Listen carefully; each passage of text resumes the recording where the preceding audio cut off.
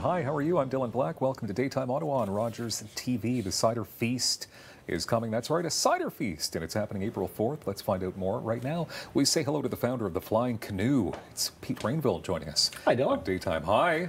Last time you were here, you were kind of just launching Flying Canoe. That's right. Things are going well. They're doing great. Cool. We're 2.5 years in now. We are now at 42 LCBO stores throughout Eastern Ontario. Absolutely. 6 grocery stores, 40+ bars, restaurants, and even hotels like the Andaz, where the Feast and Revel is located. Well, let's say hi then to, from Feast and Revel in Andaz, Ottawa, Stephen LaSalle, the executive chef. Hi. Hey Dylan. How you doing? Doing good, man. How are things at Feast and Revel? Good. We're really excited about Cider Feast. Yeah. We've got a cool menu lined up. You know, Pete and I just kind of wanted to find something that we could work together on. Feast and Revel is all about sense of place, new Canadian sense of place, and a sense of place was definitely includes Flying Canoe, right? Ottawa and National Capital Region's first and only Flying Hard Cider. Where exactly are you located in the Byward Market? We're over at 325 Dalhousie, so the ground floor of the Andaz Hotel. Easy to find for sure. Now, it's family owned, 2.5 years in. So why did you decide to create a cider? Well, the thing I found was that there wasn't a cider that I thoroughly enjoyed, and having made cider for a little over 20 years, I wanted to find something that not just myself would enjoy, but also other people as well. People were saying that they found that the sugar levels were too high in some of the ciders that they were having, or they're a little too funky, or whatever it may be.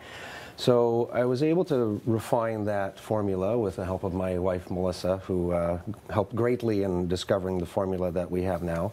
Yeah. Oh, yeah. How did she help? She had to drink samples. Well, yeah, samples, taste tester, for hours right? on end. Yeah, okay. And so she helped guide me to where I needed to be in terms of the formula, because it wasn't just me making something for myself, it was me making something for other people to enjoy.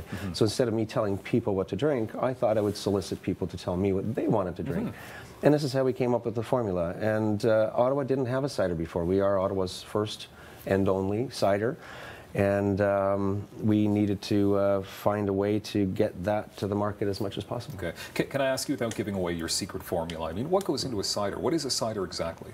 A cider is essentially fermented apple juice or apple cider.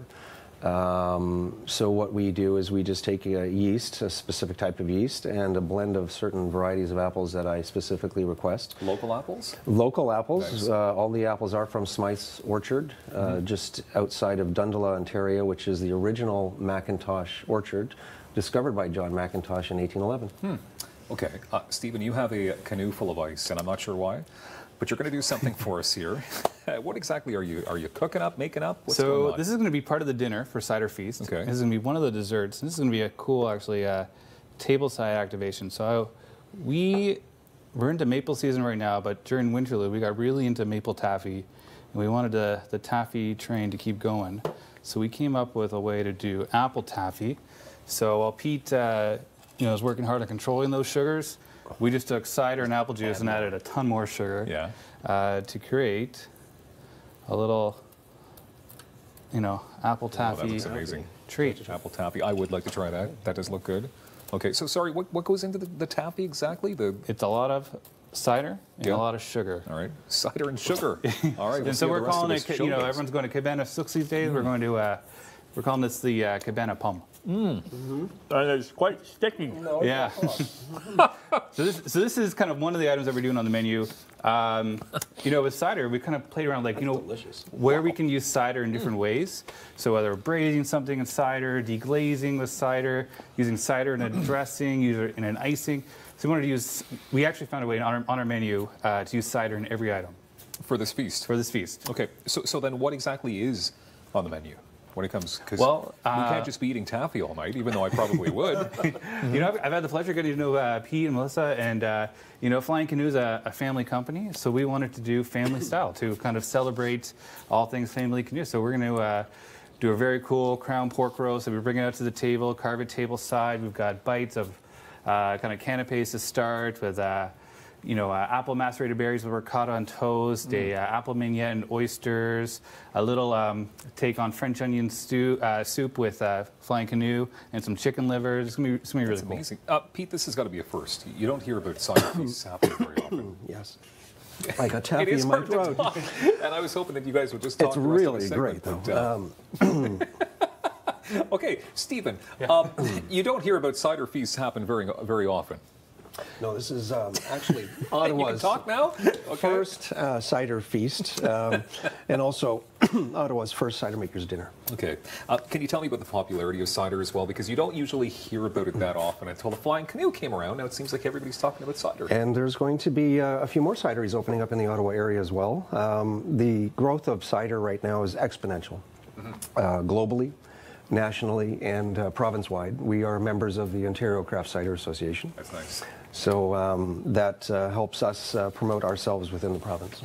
And so on hand that night, obviously, so you'll both be on hand. It'll be sort of like a Meet the Maker kind of event going on? Absolutely. My wife, Melissa, and I will be there. I can be there to answer anybody's questions. I will obviously walk the tables and shake your hand and get to meet you, as well as Stephen. It's going to be a really social event, too. It's a feast. The restaurant's name is Feast and Revel.